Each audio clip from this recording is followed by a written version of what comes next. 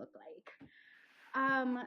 I've seen more than one teacher planner video or teacher planner online that is just a gorgeous, really well put together book. And that's not what most teachers have. This is what a teacher's planner looks like. And if you notice, when I open it up, half of what's in here will fall out. I have extra papers that I need to mark, things that I have kept since Christmas, things that I don't actually have to do with school. This is for my sister. A teacher's planner should be a book that's actually used. And if it's just a thing that you're keeping on your desk to look pretty, then it's not a teacher planner. My review for today was an inside recess, which some kids can deal with and it's fine. And you can put on a book on tape and kind of keep things mellow and it's a nice break and then you go back to learning. But there are 2 kids in every single classroom that cannot deal with it and are crazy. And that was today. 2 kids were crazy and became more and more crazy as the day went on. And we probably have indoor recesses all week.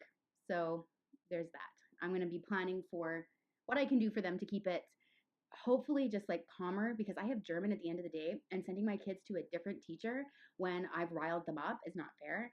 But something just to kind of get the wiggles out I have to think of. Today was also a day that I gave the Words Their Way placement test. And I don't know that I like the program really. I've looked into kind of how, like, they gave us a PD for it and I looked into how I might apply it, but I don't think it would be something that like long-term every day we could do because I already find it boring and I haven't started it.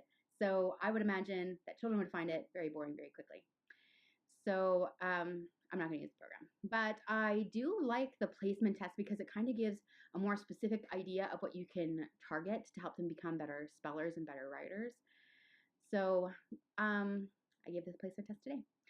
But I do like the Edmonton Public Spelling Placement Test that we normally do at the beginning of the year better because it gives an actual quantifiable mark.